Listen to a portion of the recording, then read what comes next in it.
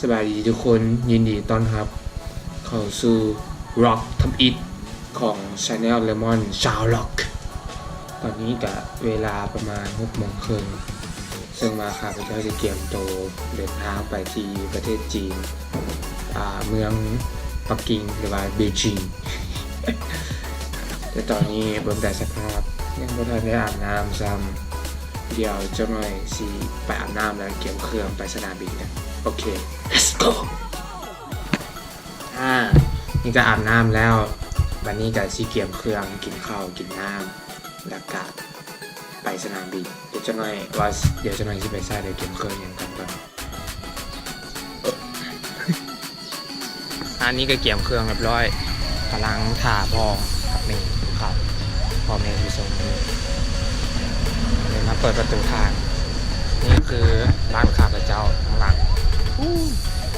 อยู่ในป่ามองแต่สภาพแวดล้อมอยู่ในป่าอยู่ในดงข้าพเจ้าเดินทางวันนี้แมนไปน้ำในโครงการ Seed for Future หรือว่าเมล็ดพันธุ์ในอนาคตสื่อสรุปเลยซึ่งเป็นโครงการของ Huawei นี่ไปเลยน้ำ Huawei ตัวแทนจากประเทศลาวมีทั้งหมด8 คนแหละข้าพเจ้าเป็นหนึ่งในนั้นโอ้เดี๋ยวตอนนี้กำลังที่เดินทางไปกำลังถอยรถมาเดี๋ยวเราไปกันเลย let's go เก็บออกเดินทาง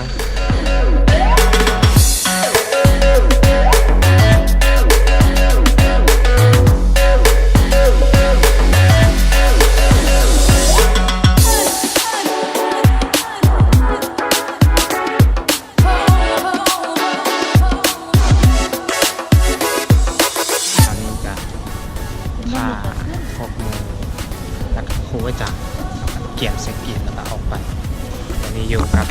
เมย์กับหลานโอ้ให้แล้วเป็นนมโอ้จูปะเทาไปน้ำข้นปะเทาไปมาไปน้ำข้นปะเทานะนี่อยู่กับหลานน้อยว่าเต้าเอ้ยตาหลานนี่บายบายกล้องดูบายบายกล้องนี่นาบูดแดงพอดีมาพวกคุณกำลังเซียวไปเช็คอินโดยยนต์ออกประมาณ10 โมง 15 9 โมงพอดี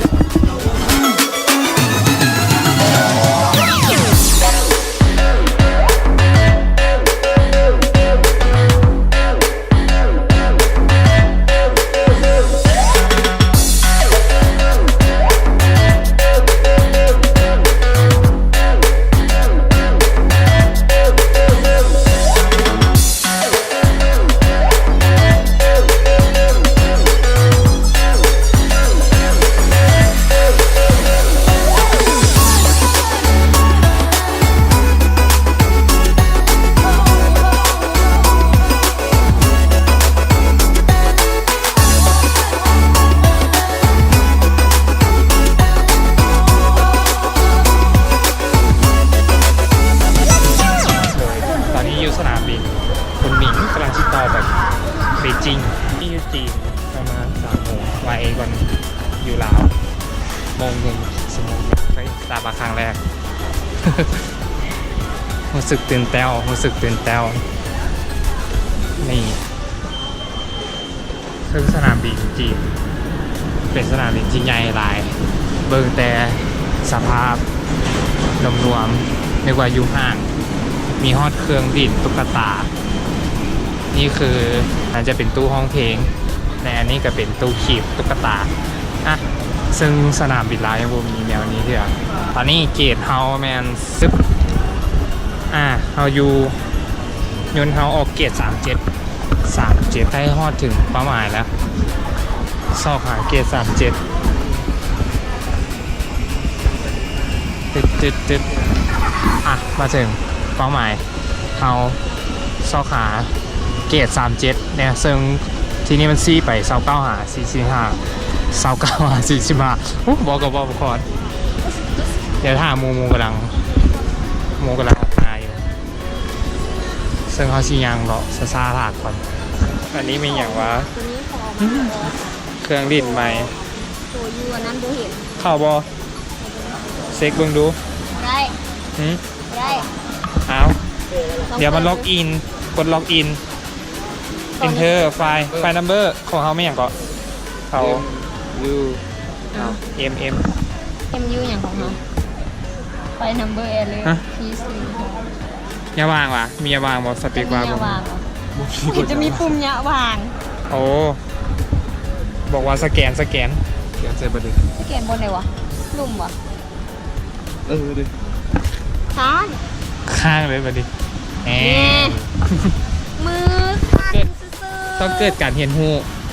เขียนภูเขาบัตรดิ เอาชี้ให้จะไหนมันเข้าดิ ซาจื้อ สาตึ๊บสตาร์ทชัด 5 นาที 5 นาที หาทีก็ยังดี เข้าวะ เข้าก ดแบ็ค เด้ๆไว้นี่ก็ได้ บ่กดแบ็คสิได้บ่วะ มากินมีกับน้ำห่าตอนนี้ยนต์ดีเลยโดยทั้งหมดนี้ประมาณเท่าไหร่วะ16 แป้นี่ก็แป้ 16หยวน มิลลิเมตร8หยวนมีกล่อง มี แป้ กล่องแปดเป็นเงินลาวเท่าไหร่ 16คูณ1,500ประมาณ20,000 ซาวปลายพันประมาณซาวปลายพันมีจีนอยู่ลาวเท่าไหร่10ห่อ10,000โมเมนมีจีนมีเกาหลีพอดีกินกระเจ้าเปิดเกณฑ์ให้เข้าโคตรเลย พอดีกินเมื่อใครเนี่ยคนยังหลายอยู่ ฟ้ากินฟ้าไปเฮ็ดเส้นกันขนาดพอดีซื้อมีปุ๊บเปิดเกตสันดิ แล้วเขากับต้องเฝ้ากินแล้วกันเฝ้าขึ้นอยู่ ยังบ่ทันดื่มดำกับ ผู้ฮันดินดำผู้สมรสชาติเป็นแบบ เกียมขึ้นยนต์แล้วซียาเบจิง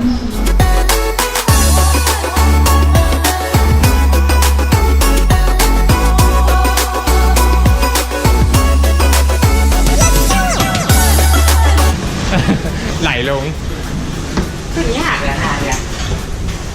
มันไม่ได้เอาซ้อมถึงอย่างเลย เซาขึ้นภู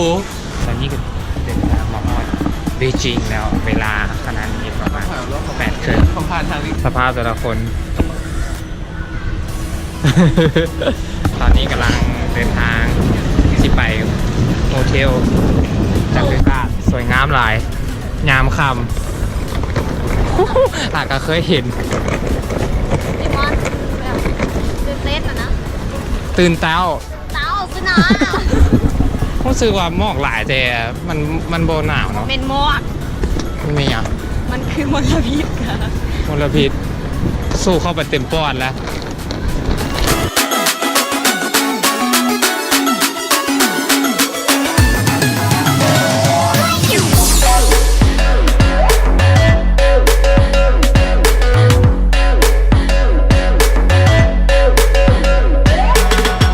อย่างนี้ก็ที่ผมบอกคือที่ไปต่อเจอต่อแทนจีนแล้วเจอกันเลยเสียสภาพตอนเช้าอยู่ที่ปักกิ่งวันนี้มีฝนตกโปรยปลายลงมาแหนมออกโอ้ชิฟ้าเหลืองกินแหนมออกไปไก่สุดสายตาเห็นเต็มซึ่งในมื้อนี้แพนในมื้อนี้แมนตอนเช้าแมนจะไปกินอาหารเช้าอยู่ที่ซันซาโฮมซึ่งข้าพเจ้าละกันพวกรูมเมทเนี่ยอยู่ที่ซัน18ต้องได้ขี่ลิฟต์ขึ้นไปซัน26วันนี้ก็จะได้พาไปทัวร์เกรทวอลหรือว่ากำแพงเมืองจีนจะเป็นครั้งแรกที่ข้าพเจ้าได้ไปกำแพงเมืองจีนหลังจากนั้นประมาณตอนสวยก็ได้รับประทานอาหารข้าวสวยและตอนเที่ยงก็น่าจะไปเที่ยวพระราชวังต้องห้าม อันนี้ข้าพเจ้าก็บอกคนไปด้วยกันมันเป็นยังไงพระราชวังต้องห้ามเดี๋ยวข้าไปเบิ่งกันเย้โอ้โหวิวว้าวมุมโคตรงามเลยวิวจังหวะนี้อยู่ถึงสุดของแหมป้าเบิ่งระดับอาหารโคตรอีปิก มีที่ตักมามีมันเป็นลูกมันฝรั่งใส่กรอกลมกวนกับใส่กรอกแดงนะอันนี้อย่างคือลากู พอจี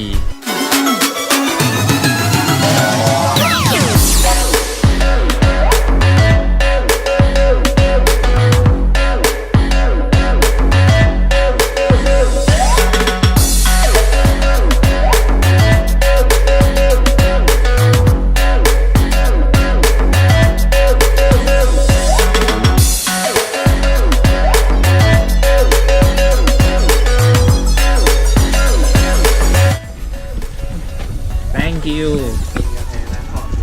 บอกว่าไปเจอกันที่สุด เจอกันอย่างก็ทิกเก็ตเช็คทิกเก็ตอีกอย่างสแกนแถวพุ้น เขาหอยบางเวียงอาจารย์ บางเวียง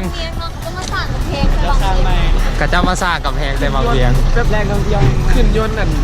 ข้ามไปอนาคตและเขาชาติ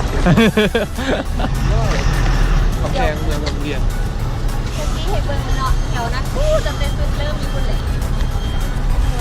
แล้วก็อ้อมภูเงยนี้ขึ้นมาขึ้นมาขึ้นมาขึ้นมาขึ้นมา ไปแถวนั้นจะเห็นเทคกันซากุระที่เคยมีอะไรมันยังอยู่บนเก่าอะไร เดินทางมาฮอดแล้วแต่ตอนนี้กำลังรอพากันถ่ายรูปแบบสีเข่าพากันเข่างามอย่างความจืดสียางขึ้นไปเทิงภูกำลังยามเดินทางกำลังขึ้นไปตอนนี้ซึ่งเป็นสถานที่ท่องเที่ยวที่นิยมคนมาถ่ายในประเทศจีน Storing white belt and the up and the second floor walking and shooting. Oh no, you're gonna get tired like that, no? Here start to be the hero. Later to 11:30 we meet at the bus. Okay? Enjoy. แต่ว่าเริ่มจากนี้จะเป็นฮีโร่เป็นบอซึ่งเขาว่าจุดนี้เป็นจุดของฮีโร่เริ่มจากฮีโร่มันอ่านมาจากไหนครับผมเดี๋ยวลงมาถึงไทย มันต้องขึ้นไปฮอตเชิงไงบอมาร์กไว้ก่อนบอมาร์กใหม่ แล่ ฝ่ายกอกุ้มกันเด้ออย่างเงี้ย แย่งไปชิมหายนี่ ไม่หน่อยมาหันไปอ้าวว่าใครพูดกับเรื่องนี้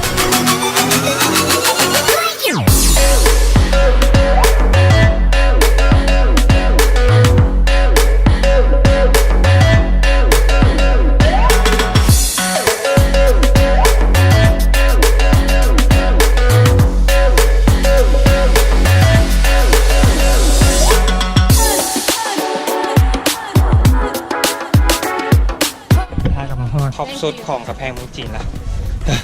เป็นครั้งแรกในชีวิตโมขึ้นไปอ่ะไปฮอตสุด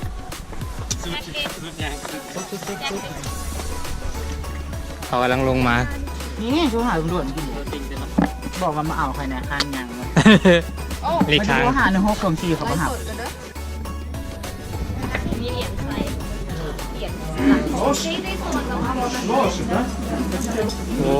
โมงเป็น ได้เหรียญ โมงเท่าไหร่วะ นี่ว่ะ งามเลย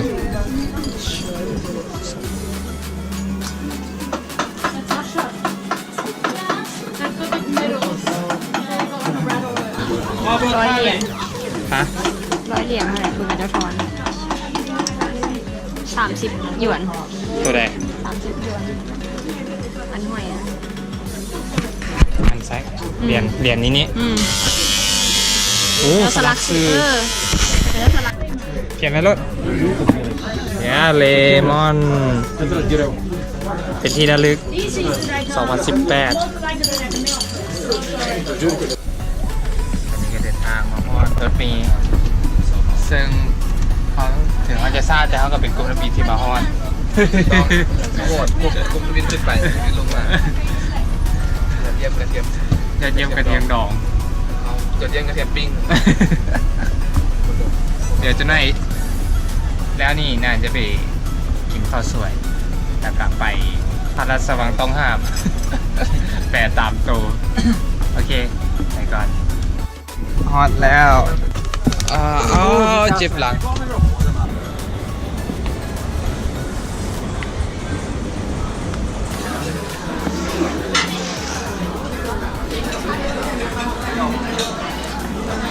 โอ้ เข้ามาในนี้หนาว มาห้าง ในชีวิต อันนี้หลูอีก เราที่กันรู้อันนี้รู้จะซุบเสือกขึ้น หนาวหมุนมาดูแต่พี่หมุนมาหมุนไปหมุนไปหมุนลิ้น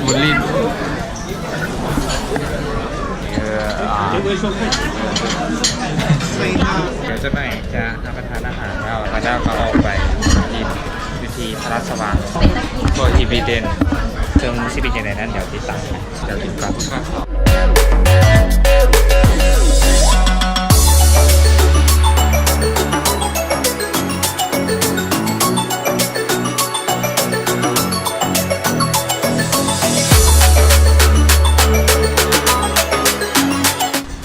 แล้วกินข้าวสวยตอนนี้เขาก็จะไปเที่ยวต่อพระราชวังโคนิปิจิน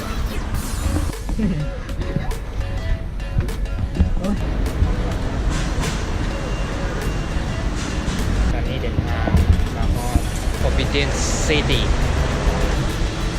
รถใหญ่สลายมีที่ไปกระทรวง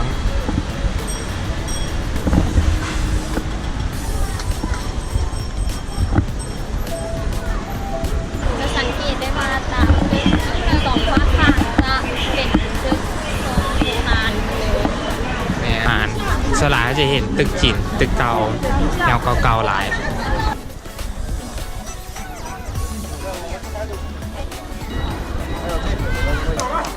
ต่อคิวเพื่อจะขึ้นรถต้องได้ต่อคิว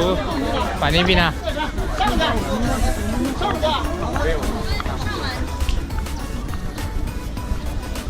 ตรงนี้ก็คือกำแพงอ้อมปราการคือแบบอยู่ในหนังเลยถ้าศัตรูมาบุกอะคือสิได้ปีนขึ้นกำแพงนี้แล้วก็มีคลองน้ำแต่ว่าศัตรูเข้ามาต้องได้ร้อยขามาประมาณนี้จะเป็นกำแพงที่สูงหลายกาได้ประมาณ10 เมตรขึ้นไปนี่แหละน่าจะประมาณนั้นซึ่งแถวนี้งามหลายในการถ่ายรูปโคตรสูงเลยฮองเต้บนฮองเต้อยู่中华门下车后，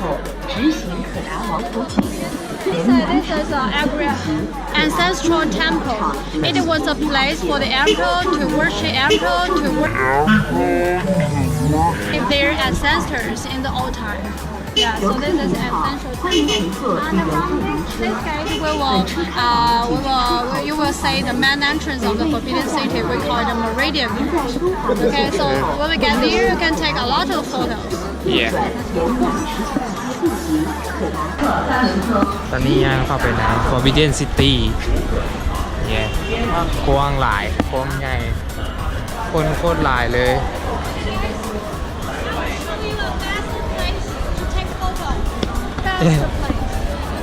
It's not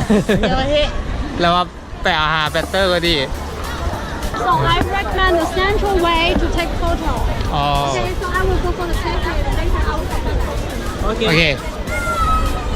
เย้เป็นพระราชวังที่ใหญ่หลาย It's a center มาสิบเดือนงามโอ้โห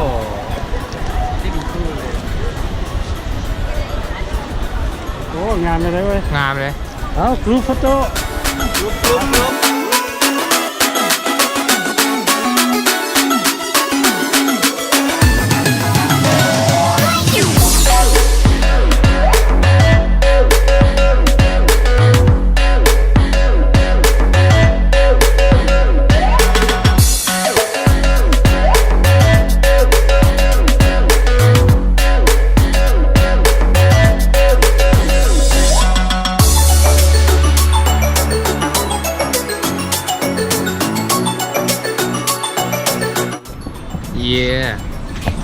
ตอนนี้มากิน KFC หลังจากไป Forbidden City แล้วโอ้คนมากระลายที่สั่งกลับเลยกินนี่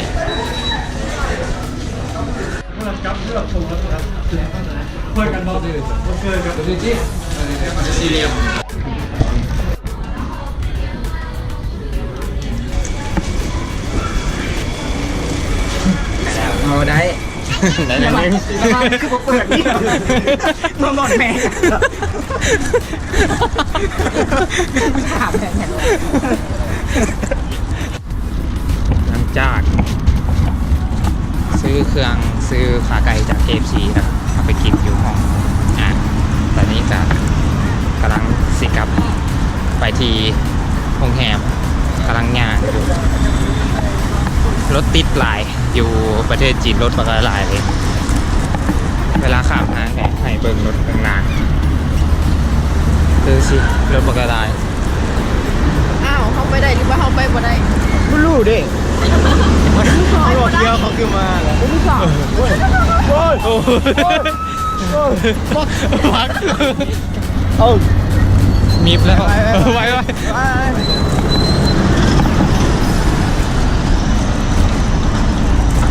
เกือบ ยังอีกไหนนี่ไม่มีข้อสงสัยที่เราจีบอยู่ สแกนนะ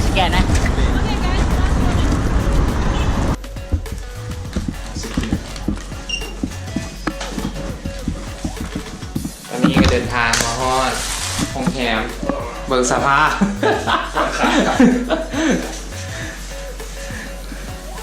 เย่ ปกติตอนนั้นตัวสัตว์จวดคือประเดี๋ยวลงโมเลเอาซะต้องเป็นเขาต้องลองอีกนะเนี่ยตัวนั้นนะสีได้อยู่ฝั่งนั้นสุดบินด้วยเนาะปัดประเดี๋ยวไม่รู้ ไปเขาเอาโทรศัพท์เลยอ่ะ ได้จักหยวนวะ เอาไปขายได้ยักเยือน ปัดใช่อีก เรียบร้อย ได้จักหยวนวะ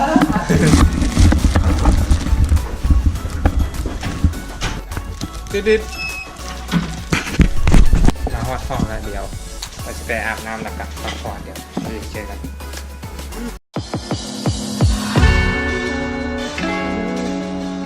没关系